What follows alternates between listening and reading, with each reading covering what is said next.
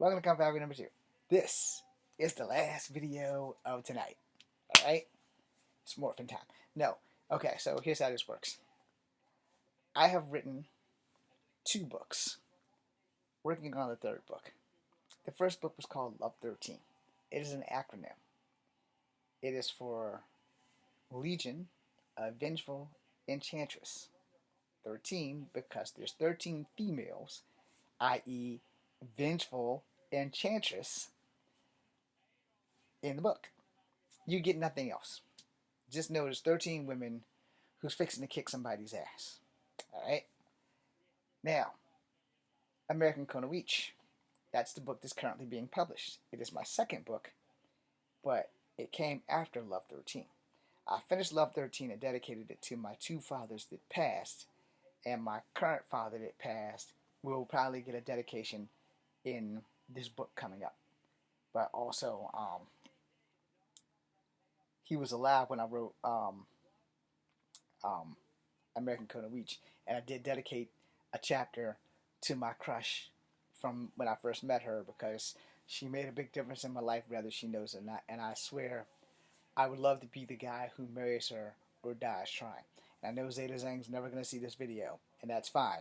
But if the good Lord made that happen, the good Lord, not people, because when people try to alter destiny, destiny can only go bad. I understand that shit. So I dedicated like one of the chapters to her. It's a really small book, so I don't know what's taking page published so long. I think it's like 500 pages. The book I'm currently working on, I'm going to try to keep it at 1,000 pages or less. So I'm working really hard to finish it, and we're on chapter 4. And I still haven't figured out, do I want to take these guys to court, or do I want to give them street justice? I'm trying to figure out, can I do both? And how can I get the story to do that? If you've watched the other videos, I've explained to you that the sheriff who's a killer grabbed both of the kid who's a killer and his sidekick and flung him over, So, I explained it, and I also read the lines. So hopefully that stuff will do the thing. Now, to the guts and glory of this video. Writing a book. My God. Writing a book. I'm put it to y'all in for reals. It's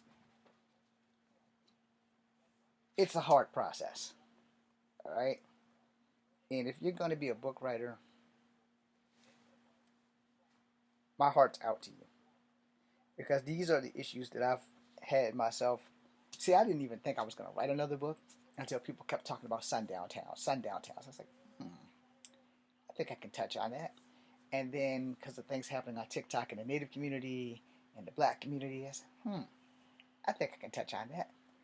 And then things are happening in the LGBT alphabet community. I'm sorry, if you're in the LGBTQ and however other many alphabet letters y'all have, I call y'all the alphabet community as a sign of respect because I'm going to fuck up the letters. Alright? I will never get your goddamn pronouns right, so don't even give me no slack for that shit. But I will still respect you, and you're going to tell me your fucking name. Fuck a pronoun. You have a name, and you're going to tell me what the fuck you want to be called. And that's how I'm going to identify you. Alright? I'm going to call you by the fucking name that you decide to tell me. If your name is Steven and you got boobs, you're still Steven to me. Now we're done talking. So I also touched on that in this book. The hardest part is remembering what day of the week is the event that you are currently typing about happening. See, some books, everything happens in a day. And if you're not careful, you won't know that everything is happening in a day.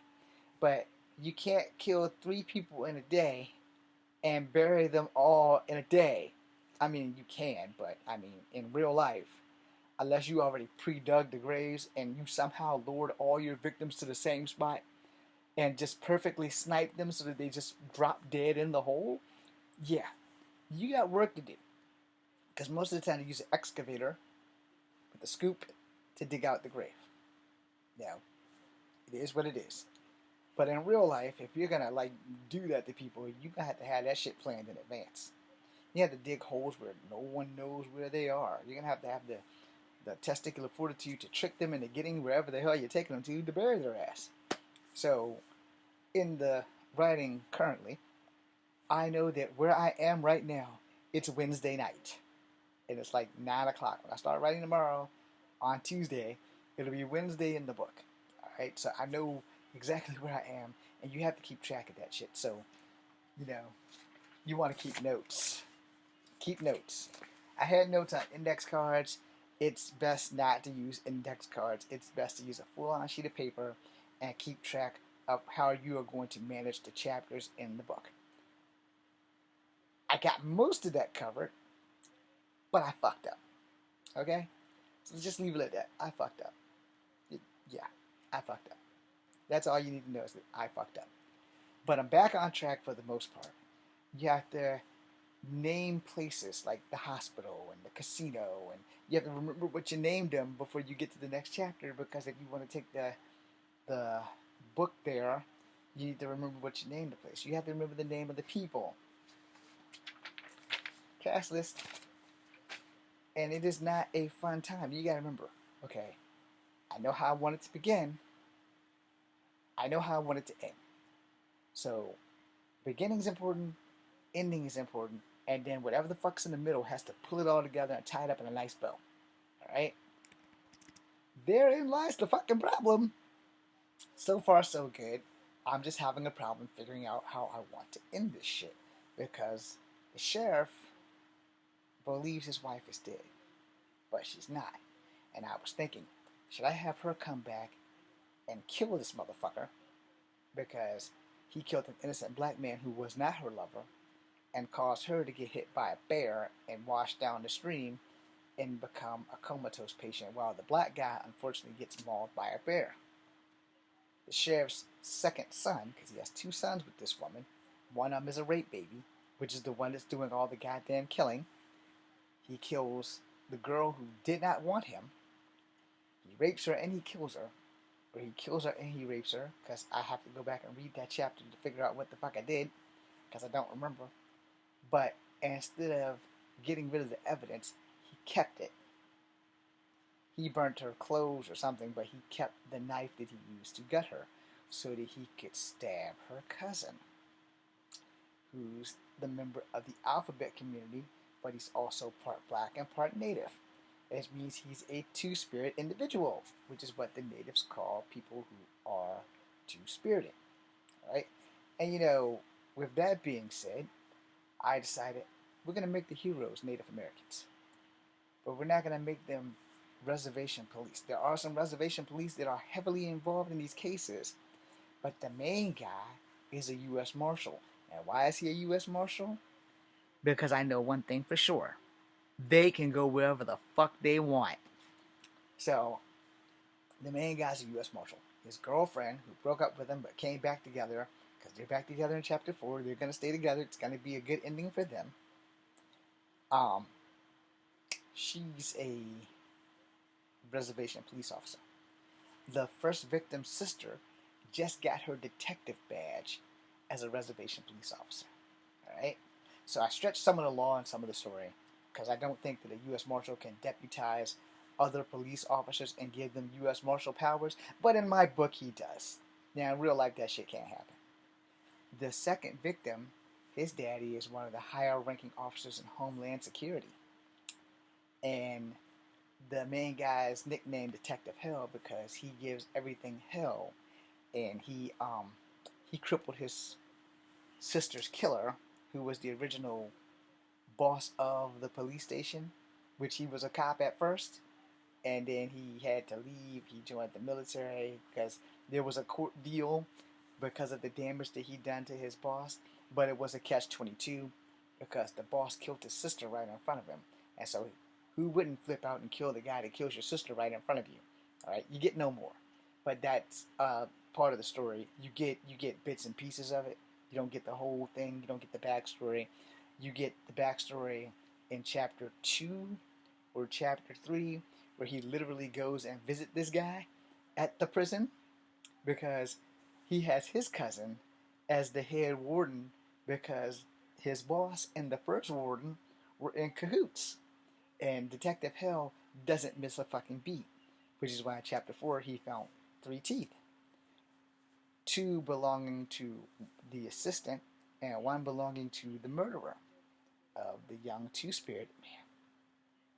Now the thing gets interesting is that the cases have to work together because the young mixed guy dies on that thin line, which would be considered a Mason-Dixon line, where both sets of law enforcement have jurisdiction.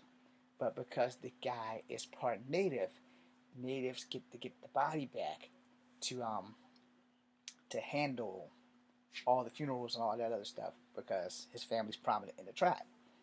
Also, their family that he's connected to, his cousins, they own the autopsy area. And the first victim's dad was like the curator, the guy, the coroner, and all that other shit, but he also was a cop, and he also was once the chief. So the primary families were all once the chief, and now it's the Armstrong's families rule as the chief. Each of the main chiefs were chiefs by blood. Alright? So if the king, chief, whatever, had like 5 siblings, and they all were men and they split off, they would marry women. But in any case, one was definitely a man, and the other ones were women. So that's how the other cousins have different names. This is how you have the long feathers, the arrowheads, and whatever the hell the other cousin is. I forgot. But that's how you have these relatives that are all chiefs and were chiefs. And then you have lower chiefs in council and stuff like that. Well, Mr. Arrowhead is one of the descendants of one of the last high-ranking chiefs. So when they became a democracy instead of just one chief in charge of all the Indians, it's all the Native American Indians. Then that chief's sons, each one of them had wives and had kids, and each of the elders have been chief of the tribe. The most popular were the Longfeathers, and they had the most property because they are one of the original bloodlines. They're like, let's say the chief has 5 sons. The first son is a Longfeather. The second son is also a Longfeather, but as time goes on, instead of having a son, he has a daughter, where the other Longfeather has 5 children, and most of them are sons. And the daughters, etc., etc. So it goes like that. Y'all know how family trees work. And if you don't, congratulations, because I just fucked you up for the rest of your life. Anyway, writing a book. Keeping track of everything that's going on all at once. Getting it out of here onto a computer, that's not a lot of fun. And you have to keep track of it. And I have been all over the place with this book, which is why I finally got it together. By the time you get to chapter 4, it's going to be everything straight. And so the book basically takes place in a span of possibly 3.5 weeks, maybe 4 weeks in total. It won't take place in a year, but maybe 6 months to 8 months is how all this shit happens, because you have to count for the fact that it takes a week to bury somebody. And then that week of burying somebody, if somebody else dies, now you have the back-to-back funerals, which is basically what happened, because the young lady got killed first. The cousin came to celebrate and do all the ceremonial shit, and on his way home, he gets killed. So now you have 2 cases of 2 family members who are dead, and now their family's pissed. But the U.S. Marshal has been working on a case trying to figure out what happened to the guy running for sheriff against the hometown sheriff for the longest time. And they got that case because that case also happened when his boss killed his sister. You see how the clusterfuck I just gave you? Right there. That's chapter 1. Yeah, that's chapter 1. So by the time you get I think I unalived the second guy in chapter 2. But by chapter 1 and 2, you understand what the fuck is going on. And it is a clusterfuck that hopefully you won't be able to stop reading until the end. And I don't do sad endings. Alright? So I'm not going to promise you a sad ending. I'm still thinking on how I'm going to end it. And I have 1 more chapter to go. I'm in chapter 4. So I'm trying to bring it all together and wrap it up in a cute little bow with a decent ending. So again, I'm having a problem deciding if I want to take the sheriff and his son to court for the murder or have street justice done to them. And by street justice, I mean native justice, where somebody puts an arrow through somebody's chest, throat, air, skull. Anyway, um, you know, I'm working on that. And it's really hard to decide because I do believe in due process. I do have a degree in police science and criminal justice, and due process is a thing. If they arrest you on murder and they don't have enough evidence, it's 9 times out of 10 you're probably gonna walk. If they arrest you on murder and they do have evidence, you're done. If they arrest you on rape, you're done. If they have evidence. If they don't have evidence, then they have to find a way to prove that you did it, even though they don't have evidence. Now, proving a person killed someone and proving somebody raped somebody in today's world is not impossible because everybody has a cell phone. And somebody's always recording something, and they don't always know what the fuck they're recording, but they're always recording something. So, it does involve surveillance cameras also, and a cool ass machine that I call the mobile command center that the natives have. In fact, I made this native tribe have more advanced shit than the people in the sundown town. So sometimes the people in the sundown town has to come to the reservation to get shit done because the reservation is federally recognized, and as long as it's federally recognized, the federal government is also got their hands in the reservation. So whatever money the res makes, some of the government gets. So in this story, the Longfeathers have given up a big chunk of their property that's close to the freeway so that they can have a hotel, casino, and historic tours for people to come to the reservation. This reservation is not small. It's bigger than Bennettsville, but smaller than LA. And that's the kick. Also, they're Lakota, not Navajo, in case y'all didn't get that message. This would be LA. Alright? Right. Hold on. This would be LA. This would be Bennettsville. The reservation would be over this way, but it wouldn't be this small. Now, I don't have another tablet that I can use at the moment. But, like, this is long, so this would be, like, right there would be Bennettsville. And this is thick. So this would be, the reservation. Better analogy. This would be LA over here. This would be Bennettsville. And this would pretty much be the reservation. Unless the reservation is a lot bigger than that, actually. So, both this box could be LA and the reservation, and Bennettsville would be in the middle. Now, if you're up to speed, in chapter 4, at some point, at some time, the natives from the Moonstone Reservation are banned from traveling through Bennettsville by order of the mayor. Right? Not the governor, but the mayor. The mayor controls the town. The governor controls the state. So they're doing some red tape stuff to wake the governor and stuff up. But right now, we're focusing on the band, and we're focusing on the natives, and we're focusing on bingo and some other stuff. So hopefully this book will sell and make a fuck ton of money so I can be rich and I won't have to suffer anymore. And hopefully, if it ever gets to the point where it can become a movie, I get to have creative control of that. So if I'm not dead, if it happens the way I hope that it happens. The same thing with American Kona Weech. If it becomes a movie, I get creative control because they're mine. Now, Love 13 can't be a movie.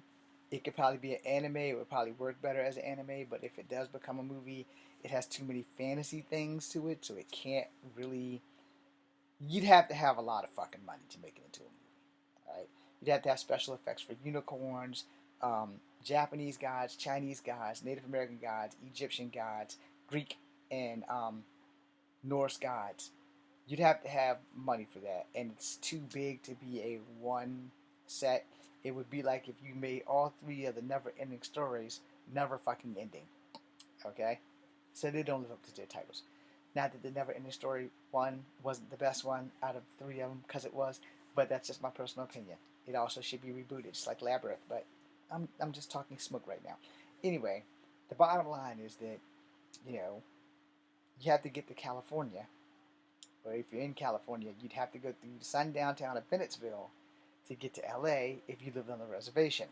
But the reservation has shit going on so that you can get the freeway from the casino to connect to the main freeway. That's why the natives are doing that, so they can have the casino and the tours with the hotel all combined together, so that the money that it'll bring in, like if you're coming from like Sacramento or San Francisco, whichever one is up north, you could go to that place, and it will give you Native American actors doing Native American history of their tribe, etc., etc. And there's also a hotel and a casino, and they're all combined. You can go to the casino and spend the night at the hotel, which would bring the reservation money. Okay, and that's how the story is going. All right, and now like if you were coming from Seattle or if you were coming from Oregon, you would be able to come down through Sacramento and San Francisco and hit the reservation, and then hit Bennettsville, and then hit LA. So that's how I have the story lined up. I'm probably off on a few cities because I've never been to California before, but I didn't want to make it First Nations because I haven't been to any of the First Nations in Canada. And I am part Native. I'm just not Navajo, and I'm not Lakota. But people, the movies and things always talk more about the Navajo and Lakota than they talk about any other tribe on any other universe, because outside the Apache or the Cheyenne, they tend to make every group that I just nailed a fucking the bad guys in the westerns. So this is why I tried to make it so that Lakota have some good shit going on, and that they're doing well for themselves, and they're federally recognized. They're going to be bringing in money and all kinds of good shit. They just got to solve 3 fucking homicides. So hopefully this helps you when it comes to if you want to write a book. You got to be focused. You got to have all your notes and your ducks in a row. I would also say to take like specific notes for specific things that you want. A note about events. We know that there's 3 murders. We know that there's 5 or 6 different law enforcements that are going to be involved in bringing this shit to a head. All right. You have the U.S. Marshals because they're the main guys involved. Then you have the FBI. You have the reservation police, and then you have either it's the CIA and Homeland Security. You have all of those involved in this case. You have a corrupt mayor who's trying to retire before all the corruption leads back to her. You have a killer sheriff and one of his sons who's a killer. The other son is former military, which also is going to play a part in this book. I don't want to rush the book, but I'm tired of writing. And I don't want to take a break from this book because I already took a break when the computer that I was writing on started fucking up. So I want to hurry up and try to finish it by the end of March, no later than April. But I want to give it quality, and I want to give it a book that when you read this bitch, you be like, Echo got some good shit going on. It's also going to be under my stage name of Echo Fan Grey Wolf. Okay? So, there's that. Now, that being said, I hope you guys enjoy this video because it's after midnight here. So I'm going to be posting now, and then I'm going to fuck to sleep. That being said, I am Echo Fan Grey Wolf. This is Comfort Africa number 2. Thank you to the 359 of you. Be seeing you.